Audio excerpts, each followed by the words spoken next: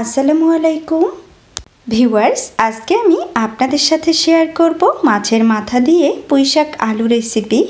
এইভাবে পুঁইশাক আলু দিয়ে মাছের মাথা রান্না করলে খেতে হয় যেমনি মজাদার, আর এই রান্নাটাও কিন্তু অনেক বেশি সহজ। আর যে কোনো বড় মাছের মাথা দিয়ে আপনারা এই রান্নাটা করতে পারবেন। চলুন তাহলে আর দেরি না করে ঝটপট দেখে নিই রেসিপি। পুঁইশাক আলুর এই রান্নাটা করতে ফার্স্ট আমাদের লাগছে পুঁইশাক। তো এখানে আমি পুঁইশাক নিয়েছি, আর এই পুঁইশাকের পাতাগুলো যেহেতু ছোট সেজন্য এগুলোকে কাটার কোনো প্রয়োজন নেই। আপনারা যদি বড় সাইজের পুঁইশাকের পাতা ব্যবহার করেন তাহলে মাঝখান থেকে কেটে নেবেন।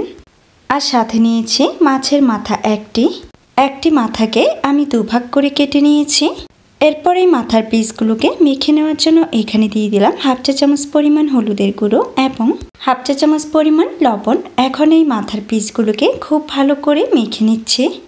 আর এগুলোকে মেখে নেওয়া হয়ে গেলে আমি ভেজে নিব। আর ভাজার সময় মাথার এই পিসগুলোকে লালচে করে ভেজে নিতে হবে, সেটি আর আপনাদের সাথে শেয়ার করলাম না। এখন চুলায় একটি প্যান বসিয়ে এখানে আমি 2 টেবিল চামচ পরিমাণ তেল দিয়েছি। তেলটা একটু গরম হয়ে আসার পর এখানে দিয়ে দিলাম হাফ চা চামচ পরিমাণ পাঁচফোড়ন, 2টি শুকনো মরিচ, 1টি তেজপাতা। এখন নেড়েচেড়ে এই ফোড়নগুলোকে একটু ভেজে নিচ্ছে। ফোড়নগুলো থেকে যখন সুন্দর একটি সুঘ্রাণ বের হবে এই পর্যায়ে এখানে দিয়ে দিলাম পেঁয়াজ কুচি। এখানে আমি 2টি মিডিয়াম সাইজের পেঁয়াজ কুচি ব্যবহার করেছি। এখন নেড়েচেড়ে এই পেঁয়াজ কুচিগুলোকে ভেজে নিচ্ছি, আর এগুলোকে আমি লালচে করে ভেজে নিব।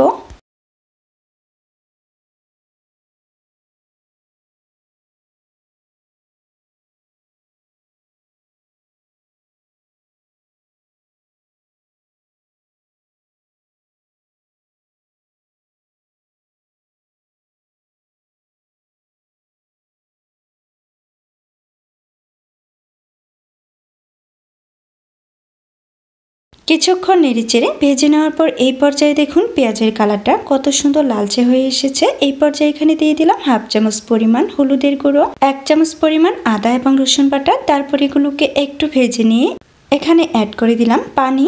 তারপর এখানে গুঁড়ো মশলাগুলো অ্যাড করে দিলাম মরিচের গুঁড়ো 1 চামচ পরিমাণ, হাফ চা চামচ পরিমাণ দিয়ে দিলাম ধনিয়ার গুঁড়ো এবং 1 চামচ লবণ।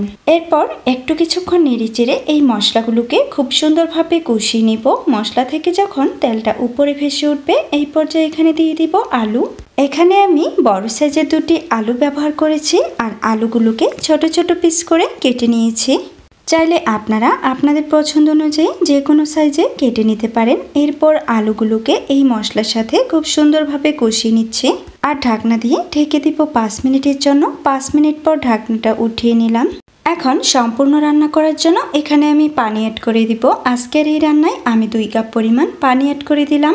আর পানিটা দেওয়ার পর নেড়েচেড়ে দিয়ে তারপর ঢাকনা দিয়ে ঢেকে দিব। কিছুক্ষণ জাল করে নেওয়ার পর এই পর্যায়ে ঢাকনাটা উঠিয়ে নিলাম। দেখুন ঝোলের পরিমাণ অনেকটাই কমে এসেছে, আর আলুগুলোও কিন্তু খুব সুন্দরভাবে সেদ্ধ হয়ে গিয়েছে। এই পর্যায়ে এখানে দিয়ে দিচ্ছি পুঁইশাকগুলো। এই পুঁইশাকগুলোকে আমি আগে থেকে ধুয়ে পানি ঝরিয়ে রেখে দিয়েছিলাম। আর শাকগুলো এখানে দেওয়ার পর উপর থেকে চেপে চেপে একটু ভালো করে বসিয়ে দিয়ে তারপর ঢাকনাটা লাগিয়ে দিলাম যেন শাকগুলো চুপসে যায়। 2 মিনিট পর ঢাকনাটা উঠিয়ে নিলাম। এই পর্যায়ে দেখুন শাকগুলো অনেকটাই চুপসে গিয়েছে। তো এখন এগুলোকে নেড়েচেড়ে আলুর সাথে খুব সুন্দরভাবে মিক্স করে দিলাম। এরপর উপর থেকে দিয়ে দিলাম একটি টমেটোটাকে আমি কিউব করে কেটে নিয়েছি। আর আগে থেকেই যে 2টি মাথার পিস ভেজে রেখে দিয়েছিলাম সেগুলোও এখন দিয়ে দিলাম। এরপর ঢাকনা লাগিয়ে দিলাম 5 মিনিটের জন্য। 5 মিনিট পর ঢাকনা উঠিয়ে নিলাম। এই পর্যায়ে শাকগুলো কিন্তু খুব সুন্দরভাবে সেদ্ধ হয়ে গিয়েছে। তো মাথার পিসগুলোকে এখন আমি অন্য পাশে উল্টে দিচ্ছি।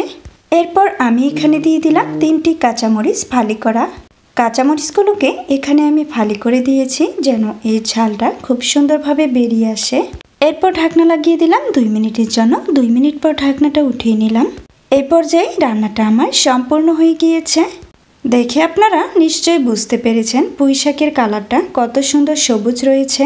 পুঁইশাককে কখনোই ওভারকুক করা যাবে না, এতে করে পুঁইশাকের কালারটা নষ্ট হয়ে যাবে। এমনিতেও পুঁইশাক খুব তাড়াতাড়ি সেদ্ধ হয়ে যায়।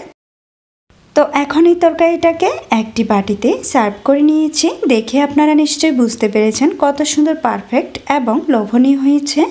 এইভাবে এই তরকারিটা কিন্তু আপনারা যে কোনো বড় মাছের মাথা দিয়ে রান্না করতে পারবেন।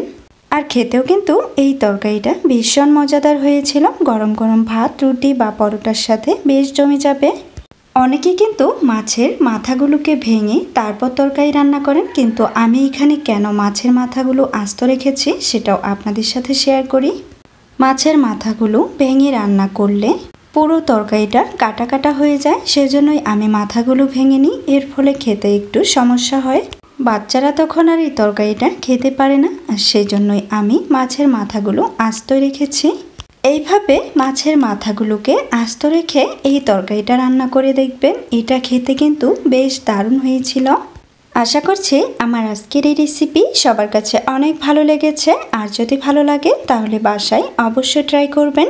আল্লাহ হাফেজ।